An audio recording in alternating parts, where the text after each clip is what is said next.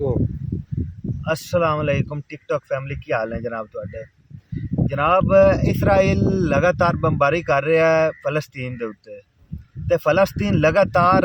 ਆਪਣੇ ਲਈ ਵੇਖ ਰਿਹਾ ਹੈ ਉਹਨਾਂ ਦਾ ਅਸੀਂ ਇਮਦਾਦ ਦੇ ਮਤਲਬ ਇਮਦਾਦ ਵਾਲੇ ਸਭ ਤੋਂ ਪਹਿਲੇ ਵੇਖੀ ਤਾਂ ਪਾਕਿਸਤਾਨ ਨੂੰ ਵੇਖਣਾ ਹੈ ਕਿਉਂਕਿ ਉਹਨਾਂ 'ਚ ਐਸੇ ਸ਼ੇਰ ਜਵਾਨ ਹਨ ਕਿ ਜਿਹੜੇ ਸਾਡੀ ਇਮਦਾਦ ਵਾਸਤੇ ਆਣਗੇ ਲੇਕਿਨ ਆਪਾਂ ਅਗਾਂ ਵੇਖਣ ਲੱਗ ਗਏ ਆਪਣੇ ਲੀਡਰਾਂ ਦੇ ਮੂੰਹ ਵੱਲੇ ਕਿ ਉਹ ਬਿਆਨ ਦੇਵਣਗੇ ਬਿਆਨ ਚੌਥਾ ਤੇ ਹੈ ਆਪਾਂ ਇਹੋ ਸੋਚ ਰਹੇ ਹਾਂ ਵੀ ਅਨਵਾਰੁਲ ਹਕ ਬਿਆਨ ਦੇਵੇਗਾ ਆਹ ਬਿਆਨ ਦੇਵੇਗਾ ਸਦਰ ਬਿਆਨ ਦੇਵੇਗਾ वज़ीर खारजा बयान देवेगा कौन बयान देवेगा बिलावल रंगे खुसरिया बयान देने यार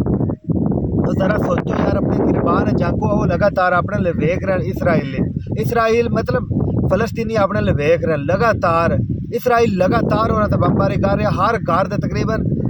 कोई एक जी बचा हुआ तो बचा हुआ ना सारे तकरीबन शहादत उन्होंने नोश हो गई है ठीक है ना अल्लाह पाक उन्होंने जड़ा अपनी रहमत फरमाए तो गैब तो कोई मदद फरमाए अपने लीडर जड़े यकीन करो मैं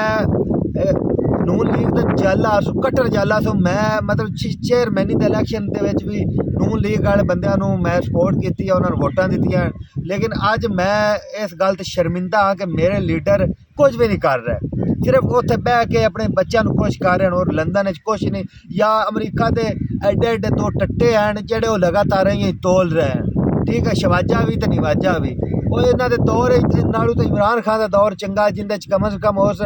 ऐसे ऐसे बयान दिते हैं कि एक बारी उन्होंने पाट गई है यकीन करो वो हल गए आन के असी करिए कि वो अज भी अज मैं एक बयान सुनता पिया फलस्तीनी का वो आंदे भी जेड़ा शाह महमूद कुरैशी आ ना वो यकीन करो वो सदाम हुसैन तरह असी उन्होंने गिनने हैं वो साडा सदाम हुसैन है तो जेड़ा इमरान खान है ना वो अज के दौर का अर्तगुल गाजी है आप अर्तगुल गाजी की किस्ता वेने ना आप उन्होंने शेर मन्ने आप उन्होंने बड़े अच्छे तरीके से याद करने अर्तगुल गाजी भी कोई ऐसी शख्सियत है जिन्हें अज तरह कुछ फतह किया तो इमरान खान वो आते भी ये साडा अर्तगुल गाजी है लेकिन वो अर्तगुल गाजी बेचारा की करे कि वो आधे ही मुल्क के जेल के पिया होया इमरान खान असी शर्मिंदा है असी अज भी कह रहे हैं कि असी शर्मिंदा है कि असी तेरे रंगे लीडर नूं जेल सट्टिया च ते निवाजू ते शवाजू आए बाहर ऐश कर वो एक बयान नहीं दे सकते यार अल्लाह माफी देवे उन्होंने कोई अमरीका ने चुक लेना है आप अपने मुल्क के बैठे किसी की कोई जरूरत है कोई गली आके कोई किसी को मार जाए या कोई किसी को कोई नुकसान पहुँचा जाए आप डर रहे हैं कि अपन कर्जा नहीं देना वो कंजरो अपने पिंड अपने मुल्क इतना कुछ है कि आप 100 साल तक अपन किसी गल की परवाह को नहीं है इतने एक ताजर को अरबा खरबा पे हुए हैं वो देने वास्ते तैयार है फलस्तीनिया वास्ते कम से कम तुसी ना दो तो किसी को लैके तो उन्होंने तक इमदाद पहुँचा तो दो यार वो कोई थोड़ा जिहा तो सोचो कोई थोड़ी जी गैरत कर लो कि आप वो अपने लिए वेख रहे हैं छोटे छोटे बच्चे वो पाकिस्तान वाले वेख रहे हैं वो पाकिस्तान की इमदाद वास्ते तरस रहे यकीन करो उन्होंने हाथ इतने मूँह उदा कर दो तो वो ये आते अल्लाह पाक पाकिस्तान वालों इमदाद भेज सानू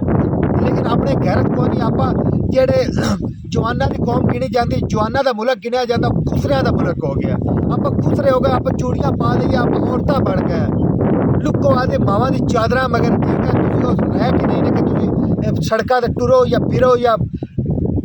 बाकी अजीब गल है लेकिन जे अगर किसी गैरत है ना वो अज भी फलस्तीन की इमदाद वास्ते तैयार खड़ा हो मैं एक शाहिर सियालवी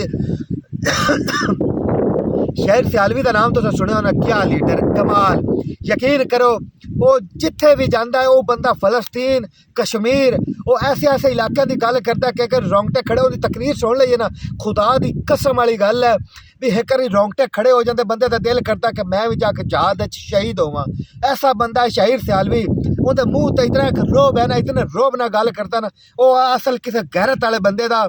खून है शाहिर सियालवी यकीन करो कि वो 2-3 बारी पकड़िया भी गया लेकिन उनका एक ही मनसूबा है कि इसराइल या यहूदियों उन्होंने खिलाफ तंजीम चलानी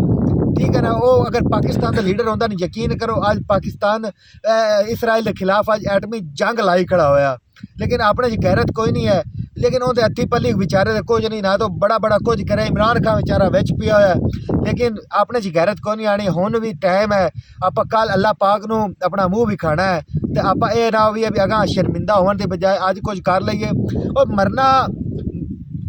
मौत बैड ते भी आ जाती है ठीक है ना ਜਿੱਦਾਂ ਤੱਕ ਜ਼ਿੰਦਗੀ ਹੈ ਨਾ ਉਦੋਂ ਤੱਕ ਮੌਤ ਆਪਾਂ ਨੂੰ ਜੰਗ ਵਿੱਚ ਵੀ ਨਹੀਂ ਆਉਣੀ। ਜੇ ਅਗਰ ਜ਼ਿੰਦਗੀ ਨਹੀਂ ਹੈ ਤਾਂ ਮੌਤ ਬੈੱਡ ਤੇ ਵੀ ਆ ਜਾਣੀ ਹੈ। ਇਹ ਜਿਸਮ ਕੁਝ ਵੀ ਨਹੀਂ ਹੈ ਭਾਈ, ਅਸਲ ਜ਼ਿੰਦਗੀ ਹੈ ਹੀ ਉਤਲੀ जन्नत जहन्नम वाली ज़िंदगी है। ये ज़िंदगी भाई कोई यकीन करो भाई हुण मैं 25-26 साल उम्र हो गई है, यकीन करो पता ही नहीं लग्या कि 25-26 साल लग गया किवें। इवें 25-26 साल और लग गए तो आप बैठ ते आ जाना। हुण भी